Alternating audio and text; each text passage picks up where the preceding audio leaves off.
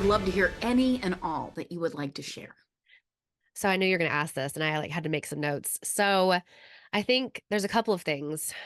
The one that most closely aligns to this conversation, I'll share first, and then I'll share a truly weird thing. Um, so I think for me, just the mysteriousness has really been about connecting and trusting the visions I've received while meditating with the womb. So, like I said before, in the beginning, I really just thought I'm making this up, right? Like I'm just making up the fact that I'm like seeing the goddess in front of me while I have my sleep mask on and I'm listening to these like binaural beats, right? I'm making that up. And certainly when we are under psychedelics, we are more highly suggestible. So maybe I'm like making this happen. But especially at higher doses, I have had like divine connection and heard the goddess. Like sat at the feet of the primordial like reptilian goddess who looked scary as fuck, to be honest, but was like the craziest like mother energy. And like I said, I had this experience last year where I was in a full dose journey solo here at my house and my blood started. Like I started bleeding during the journey. And I was seeing myself at the foot of the goddess. I was feeling like this just all a full body feeling of like the empathy of the mother. Like my sister came in who honestly you look a lot like, and she has like the biggest mother energy ever. She was there. And so that for me has really, I think, deepened my relationship with one, the goddess, but two, just the ability to trust myself because I was trying to logic away these things that I was thinking I was seeing, and now it's like, no, I believe it, which leads me to the next part. So 2 weeks ago, my soul dog, like my soulmate in furry form, passed away. His name is Gunner, and, it was a long time coming. He's 12. He is a Great Dane, so he was, like, with me since he was a baby. This dog and I are, like, soulmates.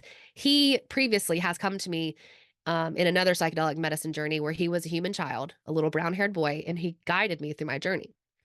So, I'm like, clearly, I've been with this dog and this soul on like multiple timelines. So, after he passes away 2 weeks ago, I, like, of course, even leading up to it, I was like looking at all the animal communicator things and like all the psychic mediums who talk to your animals, like watching their videos on like TikTok or Instagram.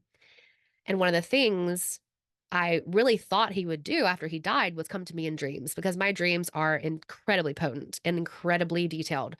Even the night before we had to put him down, like I dreamt about every single scenario that would happen like the next day because I had to like make the call and it was just so morbid. But like I really saw him a lot in my dreams. He has not come to my dreams once since he died, but I have heard him twice and seen him once in the house. So I heard him drinking water. He had a very distinctly, I mean, he's massive and he had those huge jowls. I heard him drinking water when nobody else was here. And I heard him getting situated on the couch late at night after my husband was in bed with me. I had this leather couch and like he would always lay on it. And so it makes a very distinctive sound. And then as I was going to bed one night, I like looked in the shadow, like he would always kind of stick his head in the door of our bedroom and look at me, and he was there. I'm like, okay, so I'm being visited by the spirit of this dog. And then last night, I heard our other dog, Cece, who passed away in 2022, her little tip taps on the floor. I was like, is that Gunner? It's like, no, it's not Gunner. It must be Cece because she's the only one who had like those smaller feet. She was not a Great Dane. So I really think that, and I told my husband this, and he was like looking at me like I'm crazy. But I feel like if I hadn't already been doing this work to like just trust that this is what it is, like, why would I not. Like, I know this dog is my literal, like, soul companion, and I'm just really surprised he hasn't come to me in a dream yet because I would like to have, like, that ability to see him, and I certainly have dreamt of our other dogs who passed away, but I actually did meet with a pet psychic last week. It was fascinating. I'm gonna talk about that on my podcast later this summer, but I guess what I share that is that I think that that really solidified my belief around, like, what happens in the afterlife. I think that we, like, go up into wherever the primordial soup, the universal soup, and, like, our consciousness connects with, like, our soul team, and I know he's on the soul team for sure, but it's really interesting, and it's been very cool to, like, allow myself permission to continue a relationship with him. Like, I write him a letter every day, um, and have a little multiple altars for him, and here he is, like, sending me all the little signs. And I also smelled him.